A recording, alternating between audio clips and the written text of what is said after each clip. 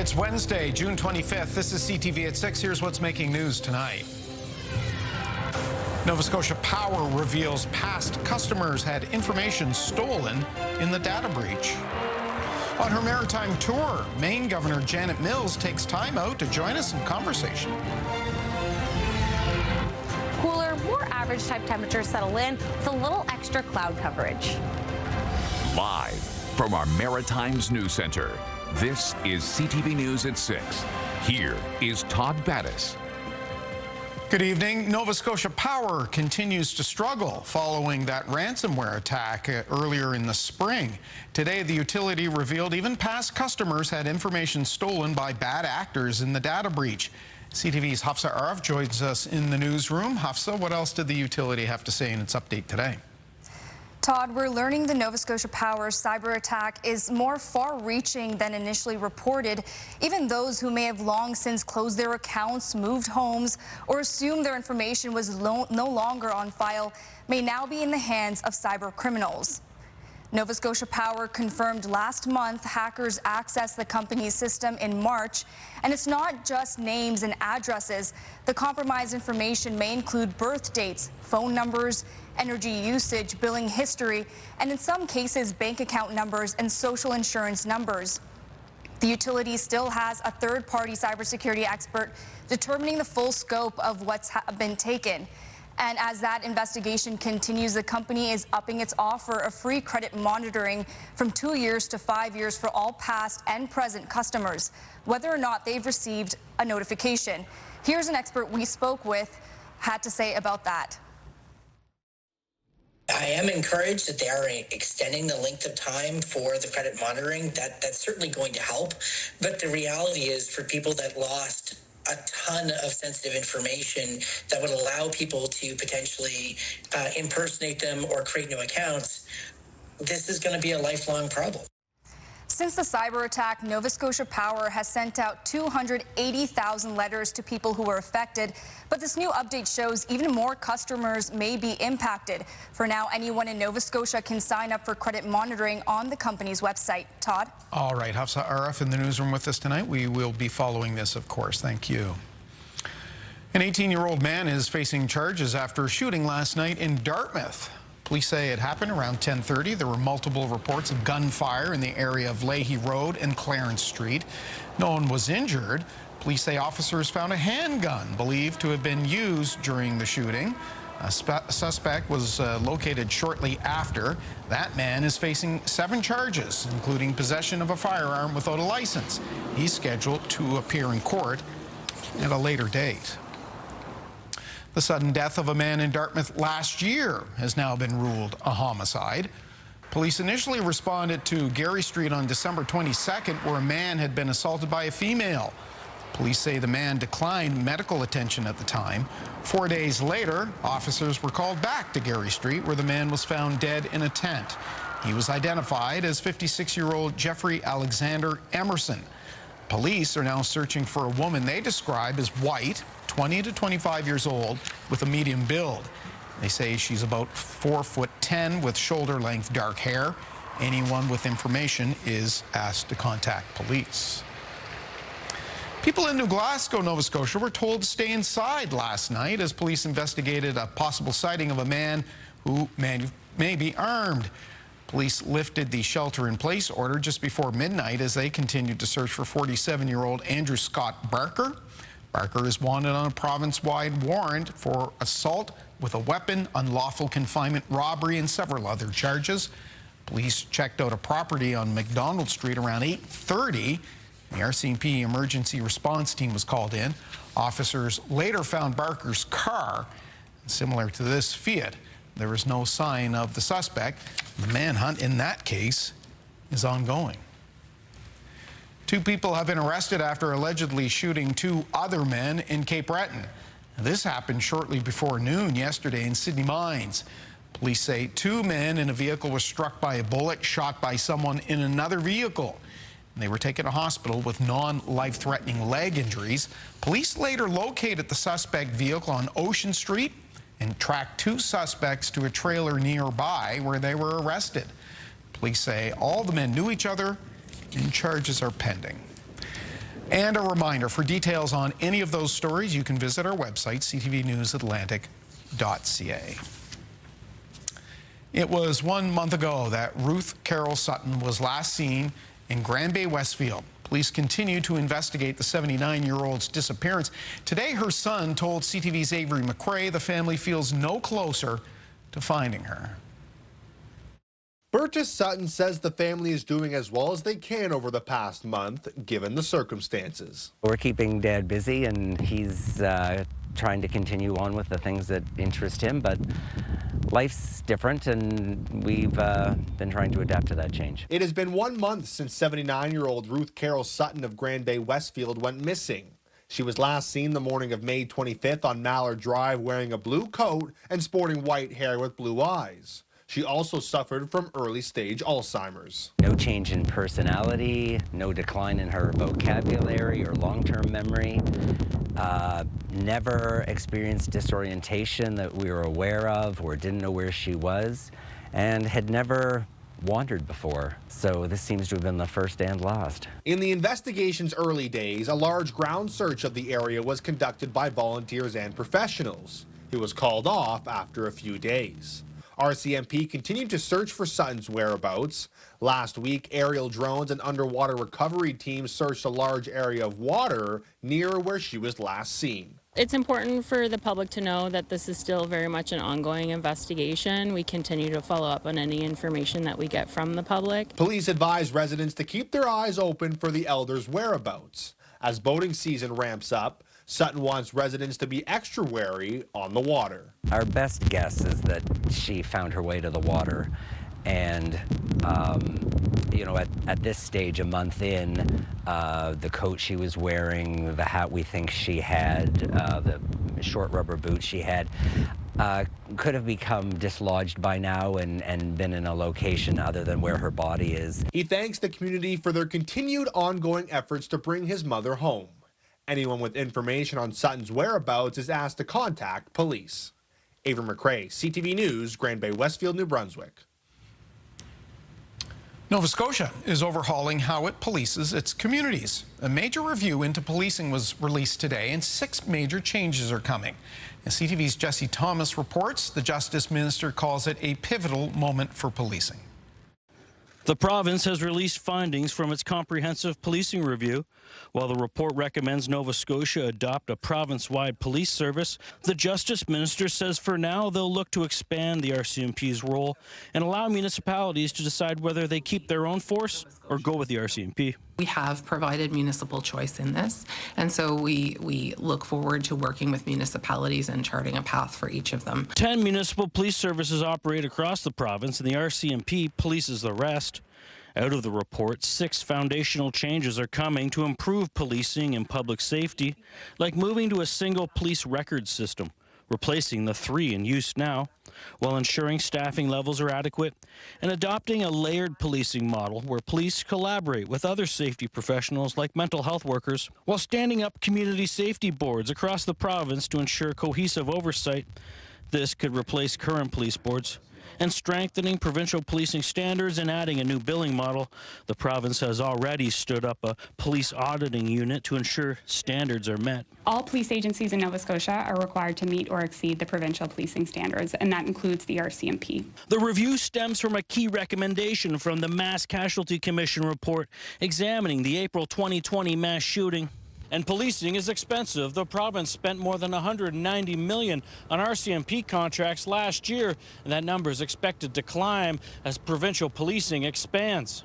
A common criticism of policing, in particular in rural areas, is that police aren't visible. Between the operation of the expansion of the provincial policing model and the compliance with and the meeting of those provincial standards, we will see a service across the province that ensures that we have that consistency. Consultations with municipalities will begin soon as policing audits start this fall.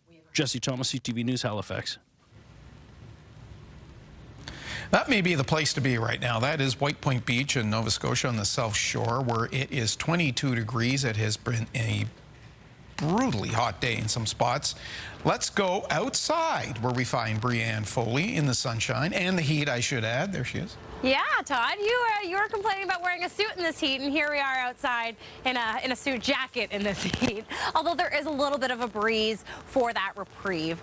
Now, we did see those warmer temperatures today, and we still see that extreme heat warning in effect for parts of central and western Nova Scotia. That should be lifted a little bit later this evening. But as we take a look at these current temperatures, well, we're still seeing those warm temperatures, those high 20s, low 30s in some areas. We are seeing a little bit of that cool down over in Cape Breton Island. Of course, that humidex value is making things feel even warmer as well. So again, a nice night out here tonight. And as we take a look at our trends of temperatures, we are going to see a little bit of a dip in temperature as a low pressure system moves in, especially over the weekend, before we jump back up into warmer temperatures. And that's pretty much going to be across the Maritimes. Of course, I will have a full look at that forecast on the inside in just a bit. Yeah, we'll let you in about 15 minutes. Thank you, Brianne.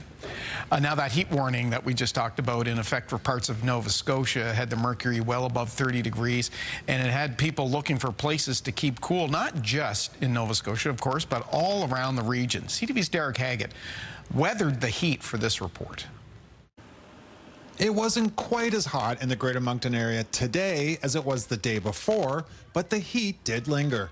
The temperature hit 33 degrees Celsius yesterday, but it felt like 43 with the humidex. Even I got off at 10 o'clock and it was still super hot. So I just went home and put my AC on. What do we want? AC for all. When do we want it? Now. An anti-poverty group launched its new AC for All campaign today. Acorn is calling on all levels of government to create programs so low-income families can cool their homes in an affordable manner. The world gets hotter every single year, and it gets more and more difficult for low and moderate income people to just live, to exist in their homes without it being an active health risk. So something needs to be done. The landlords, they own the building, they maintain the building, but we live in it, and we shouldn't be, being baked alive.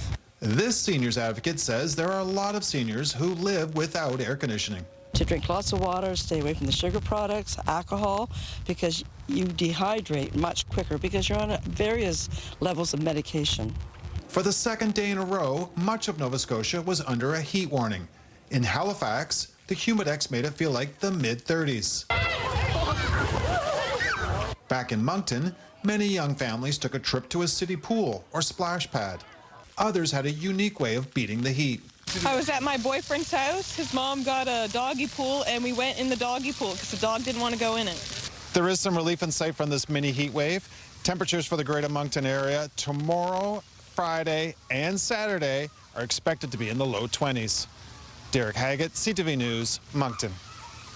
Derek always looks cool and collected, doesn't he? Okay, this is going to be our web poll tonight, a continuation of last night. And we're asking, how do you feel about the hot weather? Pretty simple here. I love it, I hate it, or I can take it or leave it. We'd love to hear what you have to say on this. Vote at ctvnewsatlantic.ca. The number of New Brunswickers who report having a family doctor continues to decline, albeit at a slower pace. Still, the health department insists its goal of getting everyone a physician remains on track. CTV's Nick Moore has the numbers.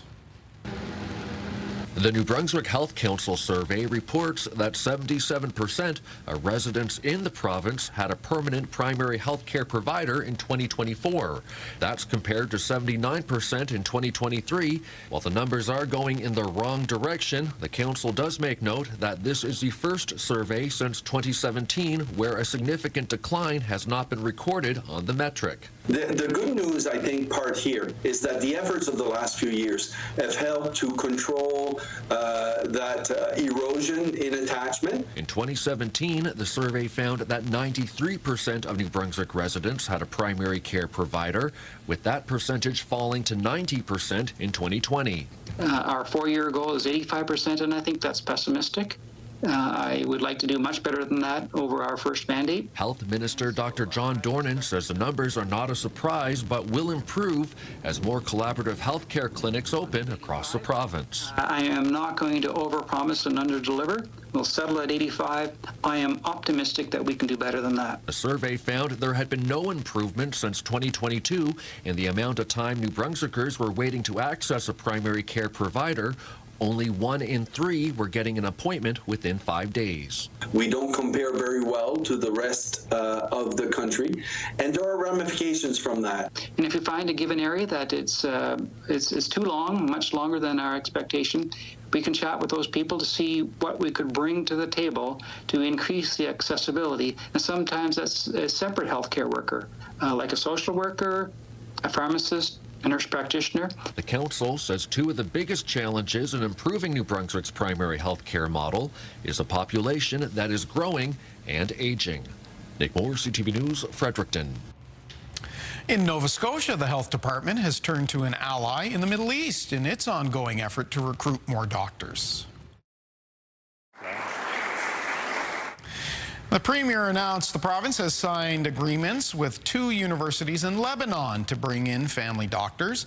A 5-year deal commits to a Lebanese university to sending 10 ready-to-practice physicians to Nova Scotia. They'll arrive in pairs over the duration of the agreement and be required to work in the province for a minimum of 3 years. Officials are convinced this is a win-win. We have no doubt about the product, and we love the idea of partnering with Nova Scotia because of this positive spirit that we sensed when the idea was presented to us, and because of its deeply Lebanese content. Premier Tim Houston of Nova Scotia acknowledged the province's large and productive Lebanese community, noting Nova Scotia wouldn't be what it is without them. 2 doctors are already practicing, with 2 more on the way. We're going to step aside for our first break of the evening. Brianne Foley has our midweek weather, of course. The Governor of Maine is going to stop by as well. But first, the ban didn't play on. Unfortunately, the political climate isn't great these days. Why tariffs and travel have changed the tune at the Royal Nova Scotia Tattoo. We'll explain after this.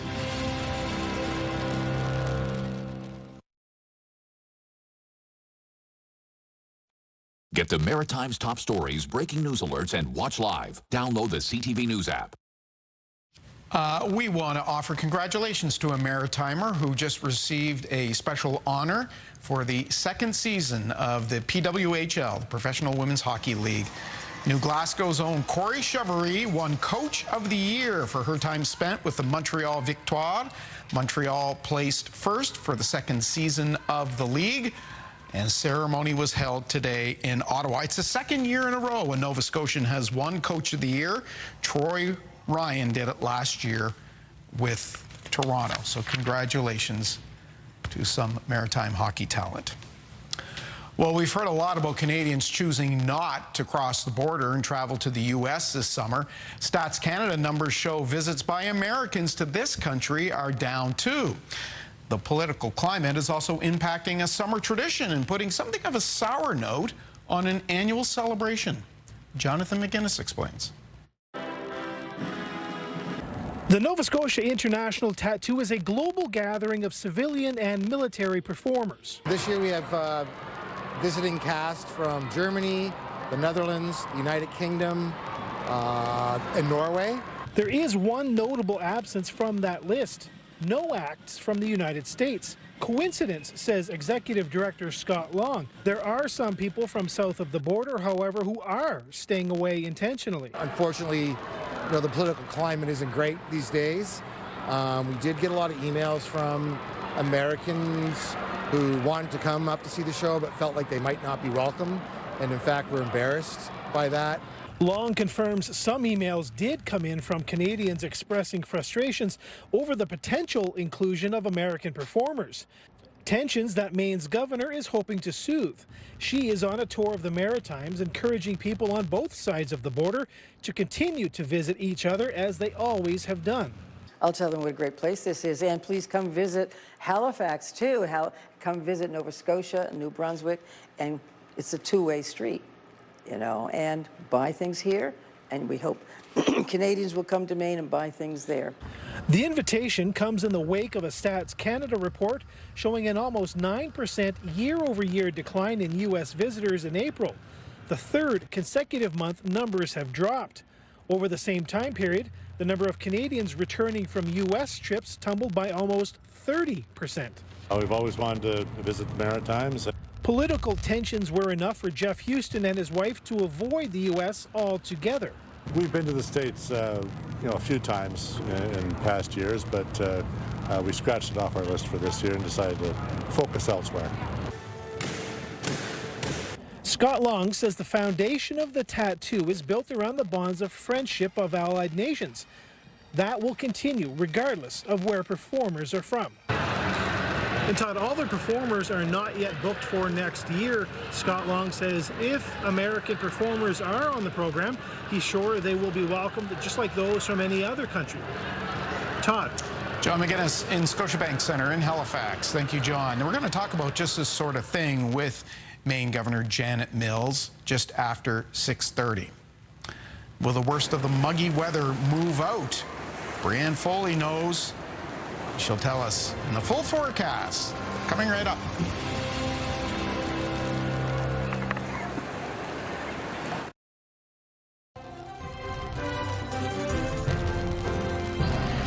There's Petitcodiac River from downtown Moncton looking towards Dieppe at 6:27.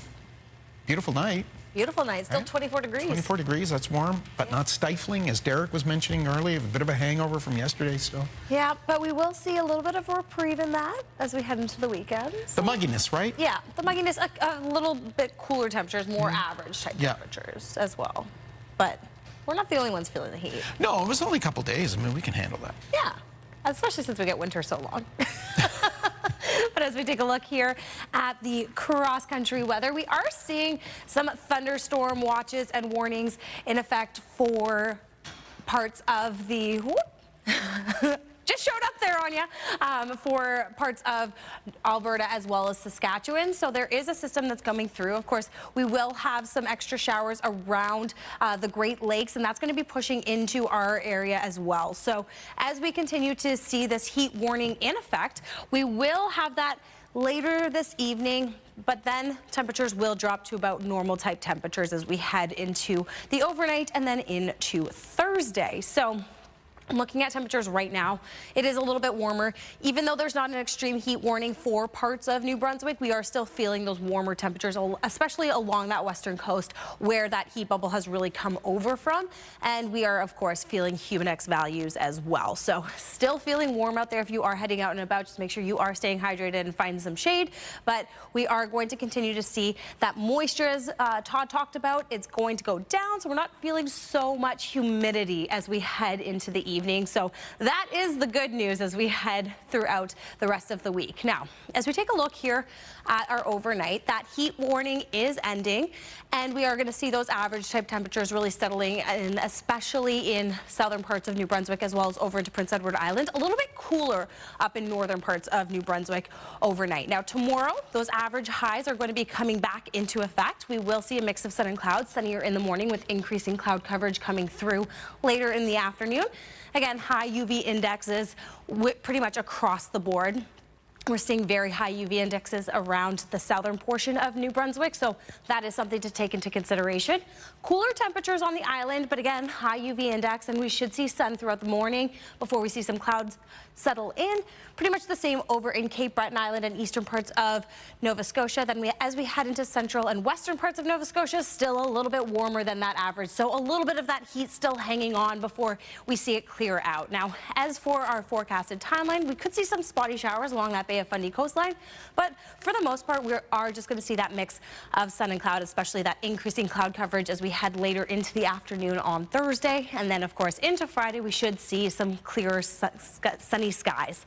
So what does that mean for our 7-day forecast? Well, we are seeing a little bit of an increase in temperatures into Friday, and then, yes, that low pressure system that's really hanging over those Great Lakes right now in Ontario is going to be coming our way. We'll see the most impact into Saturday. There could be some chance showers showers hanging around through Sunday morning, although the system is saying that those should be clearing out. Much the same over in Nova Scotia. So the majority of those showers happening on Saturday before we see a little bit of a chance of showers into the early hours of Sunday morning, but it should clear out a little bit later into the morning. And then over on Prince Edward Island, that's when they'll see the rain, is on Sunday. So that system moving through fairly quickly. But again, we are seeing cooler temperatures dropping through for Thursday and Friday in PEI. And then we see it tick up a little bit before cooling down. And then into next week, we will see warmer temperatures once again. So not a bad night for you on Sunday, Todd. Not bad. We got 3 big rock concerts in Halifax on the weekend. So Friday, Saturday night, if you can make for some clear skies, I'm sure they'd all be happy. Okay. All right. Thank you, Brian. We'll see you towards the end of the show. Next, the Governor of Maine stops by to talk trade and travel. And we have this in entertainment. I'm Katie Kelly. Tonight on The Scene, it's time for the tattoo. From local stars to international showstoppers, the Royal Nova Scotia International Tattoo is back. We've got your first look at this year's powerful performances coming up. Mornings with Aaron and Peter. We want to put you on Aaron and Peter's payroll. Win your share of $10,000. Go to move100halifax.ca to register and then listen for your name at 8, 10, 2, and 4 p.m.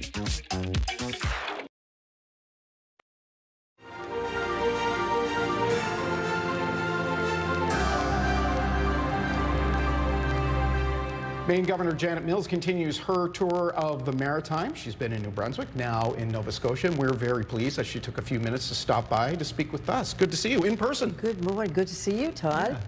Yeah. It's a whirlwind tour, a couple of days in New Brunswick, and now, as I mentioned, Nova Scotia.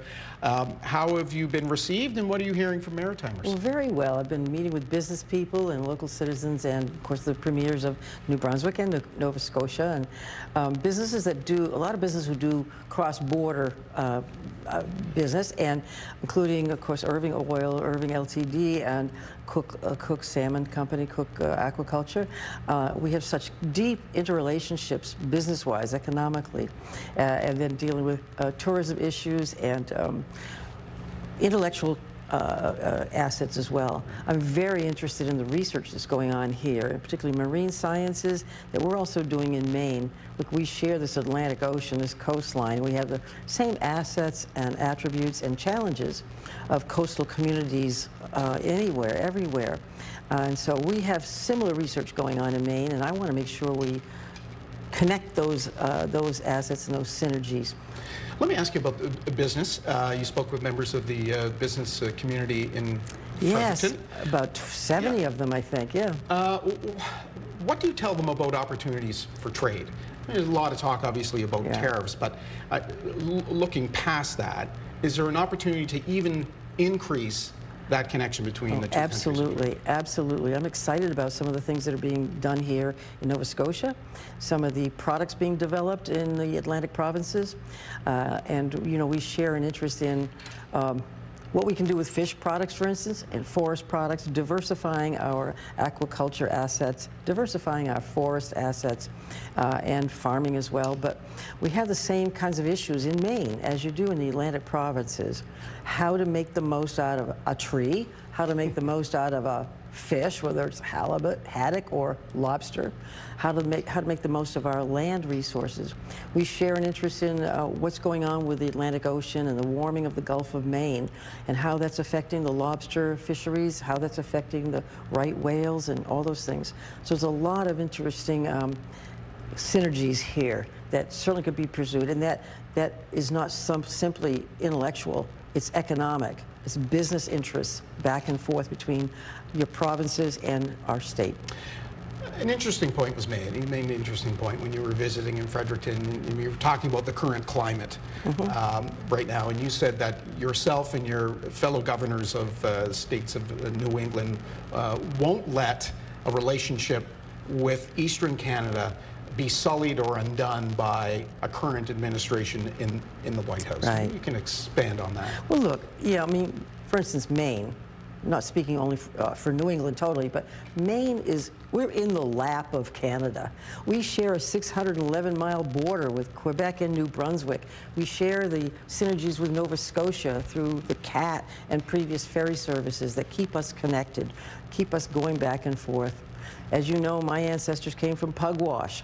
So they somehow got to Maine, and there they settled a couple hundred years ago almost. But the border communities especially, and our state as a border state, shares so much history. It's legendary. I can't tell you the number of people in the state of Maine who have Canadian ancestry and Canadian ties, and their families go back and forth. And the border communities, I don't remember this particularly, but I remember reading about Calais and St. Stephen, for instance, during the 4th of July celebration during the War of 1812. Calais ran out of gunpowder to celebrate the 4th of July, Independence Day. And they took gunpowder, they went to St. Stephen, can you give us some gunpowder? During a war. It goes back that far and that deeply. And the economic relationship is similar. You know, energy resources. Maine depends on oil and petroleum products from Canada. We're looking at alternative energy sources, and we'll be talking with people in Nova Scotia about that, for instance. There's so much going on, and tourism is one part of our economy, but remember that we export about 42% of our exports from Maine go to Canada, and 70% of our imports come from Canada, primarily this area. I know you were talking to people trying to perhaps allay fears that some folks might have about traveling across the border. And you said that the Maine-New Brunswick border is one of the easiest in the world to cross, and perhaps the easiest along the 49th parallel for visitors to cross back and forth. Is there misinformation out there around that's feeding these concerns? Where do you think that comes from? Well, I think there's some anecdotal stories about something happening along mostly the southern border. Almost all the stories I've heard anecdotally were along the southern border, Mexico and United States. But this nearly 4,000 long border, historically peaceful border between Canada and the United States, is peaceful still. It's not a war zone. And we still have tens of thousands of Canadian visitors crossing that border all the time between Maine and the provinces. And we certainly want to reassure people that, for instance, Maine is the safest state in the country, in the United States, lowest violent crime rate. And we still have our assets and attractions like Mount Katahdin and Sugarloaf ski areas and Saddleback and Sunday River and the beautiful beaches of, I'm playing tourist here, the beautiful beaches of Old Orchard and Kennebunkport and Wells, Gunkwit and Bar Harbor and Acadia, so easily accessible by Nova Scotians, by the CAT. Acadia National Park is just a gem, and people are going there. You made the pitch yesterday. There was a gentleman in Fredericton who is married to a woman of Central American descent, a Canadian, and she doesn't want to travel. So they canceled a trip to Maine. What did you tell him?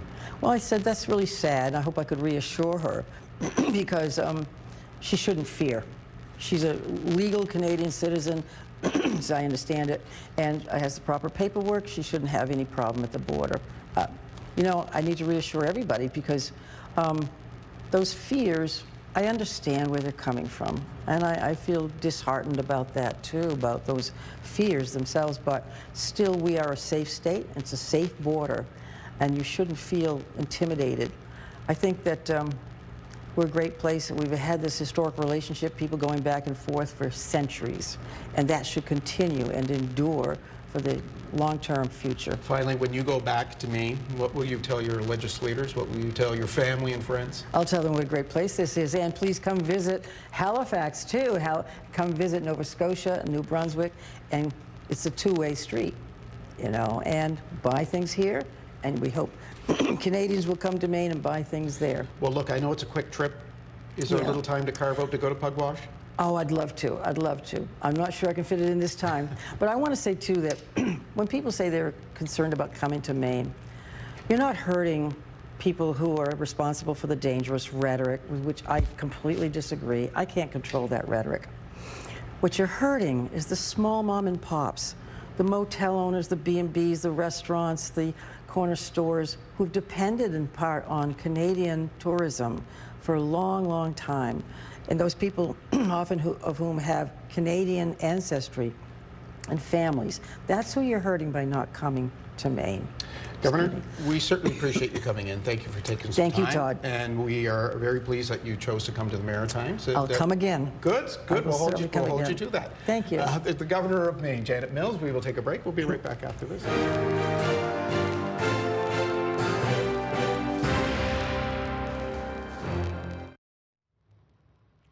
In health headlines tonight, the daily lessons that are helping prostate cancer patients in dropping healthcare costs. CTV's Amanda Devison has more in the midweek edition of The Lifeline.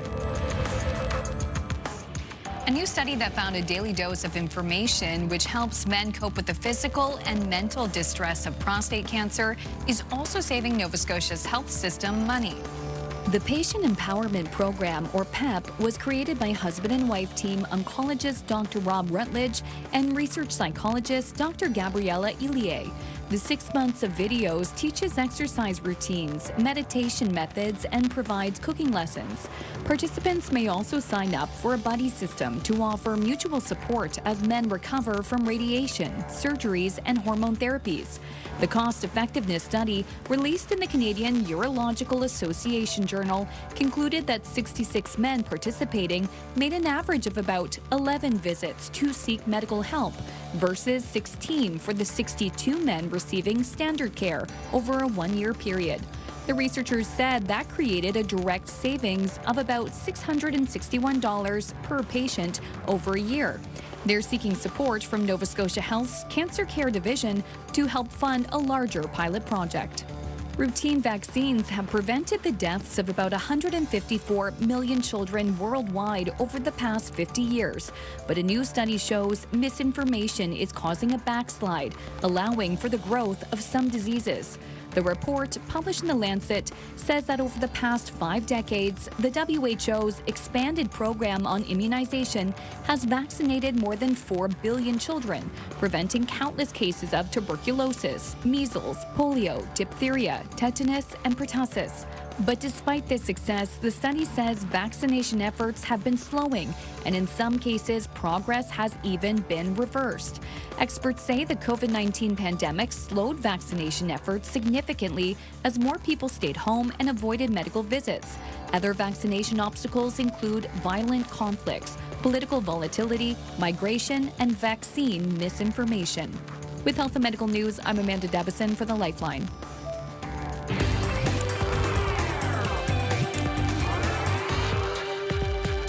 Time now for the scene. Katie Kelly joins us. Now, earlier in the newscast, we heard of who will not be performing at the Royal Nova Scotia Tattoo this year, but there are plenty of bands, lots of acts that will be thrilling audiences, right? Yes, that's very true. So we've got a preview of what fans can expect when the show officially kicks off this Friday.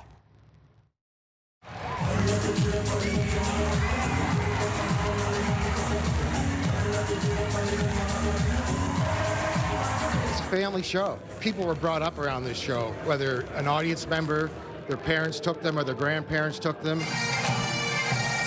Energy is building inside the Scotiabank Centre as performers gear up for opening night of the Royal Nova Scotia International Tattoo. The theme this year is Flourish, which is all about when we're protected and we feel safe, we have better communities, and the role that our armed forces and first responders and police play in that. Today's preview gave fans a first look at the action, featuring nearly 700 performers from around the globe. Never. In fact, this is my first time in Canada, so this is really exciting. We've got acts from Germany, the United Kingdom, the Netherlands, and Norway, all across Canada. There's also a major focus on local talent. We want to support our community as well and make sure that our artists have a chance to perform in front of a big audience on a big stage. That includes singer-songwriter Emma Stevens from Eskasoni First Nation. It's amazing, and I'm very grateful to be here and to be doing this. Stevens performs her original song honoring missing and murdered Indigenous women and girls. I just want to get the word out because everything that's going on in the world is too much for everyone to handle. And music is a good way to bring everybody together and understand what's going on. Paula Braden is a 6-time world champion drum major from Northern Ireland, who leads the precision display team known as the Force. We have traveled quite a lot and performed in many tattoos, but this was quite special. After nearly 20 years, the band of the Royal Netherlands Maritimes is back.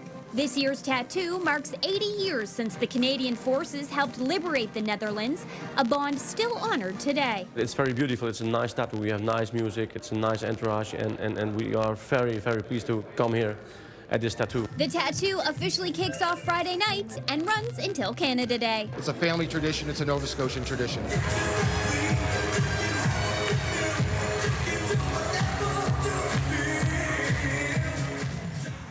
The music was awesome. Yeah. Okay, I just learned a fun fact about you. Tell the people what you just told me. I was in the tattoo. You were in the tattoo? I was.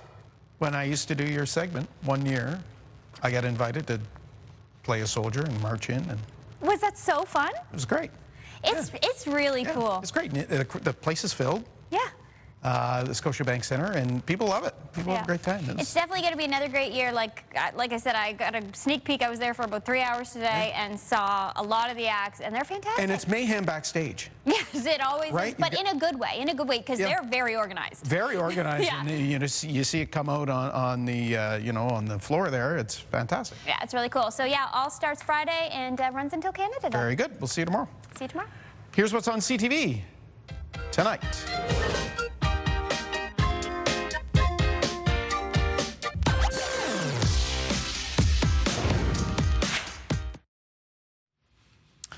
On the markets, the Dow finished the day down 106 points. It looks like the DHL strike is over.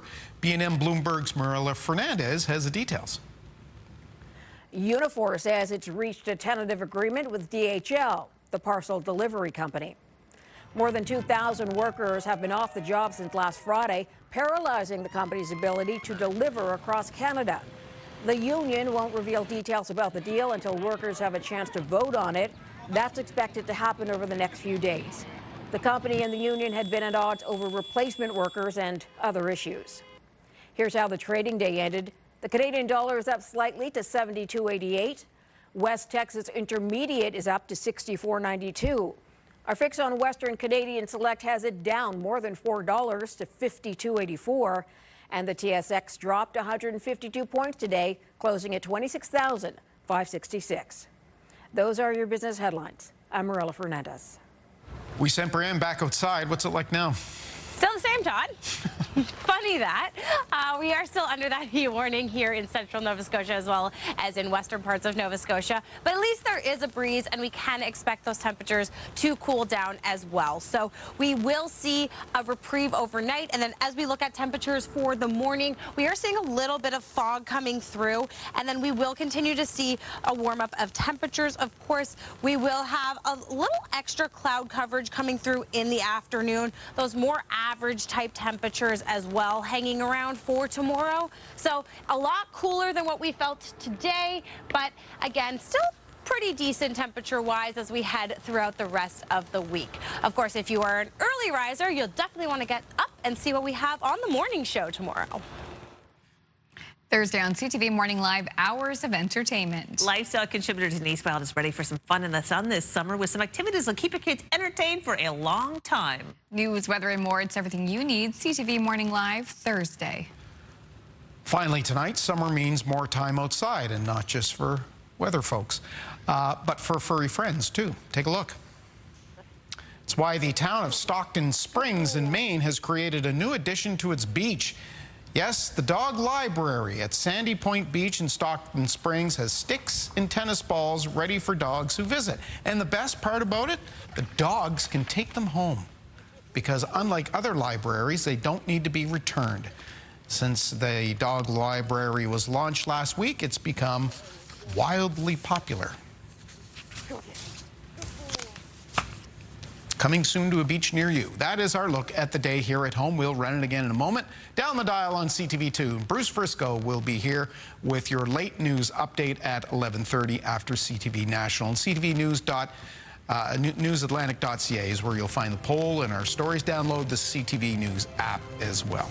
All right, thank you for watching the midweek edition of your newscast. We hope you'll join us here tomorrow night at 6 o'clock. We'll do it all again. Until then, have a good night.